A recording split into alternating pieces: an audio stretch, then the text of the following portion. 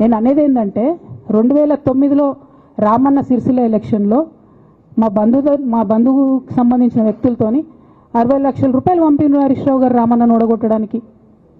నిన్నగాక మొన్న ఒక వీడియో మీరు కూడా చూసిరు, ఒంటేరు ప్రతాప్ రెడ్డి గారిది. మీ మామయ్యను ఓడగొట్టమని ఎంతంటే అంత డబ్బులు ఇస్తా అని చెప్పిర్రని. ఓ పక్క కేసీఆర్ గారిని ఓడగొట్టాలి, ఓ పక్క కేటీఆర్ గారిని ఓడగొట్టాలి. నిజామాబాద్లో నా ఎంపీ సెగ్మెంట్లో అందరు ఎమ్మెల్యేలను మేనేజ్ చేయాలి. అందరిని మన కేసీఆర్ కుటుంబాన్ని ఓడగొట్టాలి, విచ్ఛిన్నం చేయాలి. కానీ కేసీఆర్ గారి పేరుతో వచ్చేటటువంటి బెనిఫిట్స్ మాత్రం అన్నీ కావాలి. మరి ఇటువంటి వారిని నా రిక్వెస్ట్ కేసీఆర్ గారితో, కేటీఆర్ గారితో, వారిని మీ పక్కన పెట్టుకొని నిజం మాట్లాడే నన్ను బయటకు పంపితే మరి పార్టీ బాగుంటుందా? దయచేసి ఆలోచన చేసుకోండి. నేనేమంటున్నా రామన్న మిమ్మల్ని అంటే, నా మీద మీకు కోపం ఉండొచ్చు, నా మీద ఏముందో ఎవరేం చెప్పారో నాకు తెలియదు. నేను మాత్రం నా ప్రాణం పోయినా కేసీఆర్ గారికి హాని జరగాలని కానీ, కేటీఆర్ గారికి హాని జరగాలని కానీ కోరుకోను. అది నా నైజం కాదు.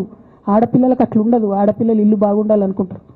నా మనసుకి ఎంత గాయమైతే, నాకు ఎన్ని అవమానాలు అయితే, నాకెంత ఇన్సల్ట్ అయితే, నా మీద ఎన్ని కుట్రలు జరిగితే నేను ఇట్లా మాట్లాడుతున్నది నా బాధ, ఇది నా ఆవేదన. నాన్న చూస్తలేరేంది వీళ్ళని అన్నది ఆవేదన, చూసుకుంటా క్షమిస్తారేంది ఇంకెన్నిసార్లు క్షమిస్తారు అన్నది నా బాధ. అంతే తప్ప నాకేం కోపం ఉంటుంది? ఎందుకు కోపం ఉంటుంది? నాకెంత ఎన్ని జన్మల పుణ్యం ఉంటే కేసీఆర్ లాంటి తండ్రి దొరుకుతాడు? కోట్లలో ఒకరికి ఉండేటటువంటి తండ్రి నాకు దొరికిండు. ఆయన లేకపోతే నేను ఎవరు ప్రపంచానికి తెలుస్తుందా? నాకెందుకు అవసరం ఉంటుంది?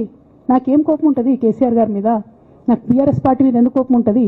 నాకు 27 సంవత్సరాలు ఉన్నప్పుడు నేను నా కొడుకుని, చిన్న పిల్లగాన్ని పసిగుడ్డుని ఎత్తుకొని ఇక్కడికి వస్తే ఆ రోజు నుంచి ఈ రోజు వరకు నేను రోడ్డు మీదనే ఉన్నా, ఉద్యమాలే చేస్తున్నా, పోరాటాలే చేస్తున్నా, తెలంగాణ ప్రజల కోసం పనిచేస్తున్నా.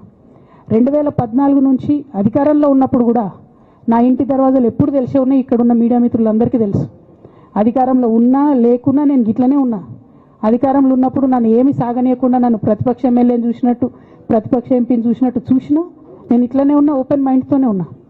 నేను కోరేది ఒకటే, కేసీఆర్ గారి ఆరోగ్యాన్ని కాపాడండి రామన్న, పార్టీని కాపాడండి, పార్టీలో ఉన్న కార్యకర్తల్ని కాపాడండి, అందరు బాగుండేలాగా ప్రజా సమస్యలు తీసుకోండి. నాకు అంతకుమించి కావాల్సింది ఏం లేదు.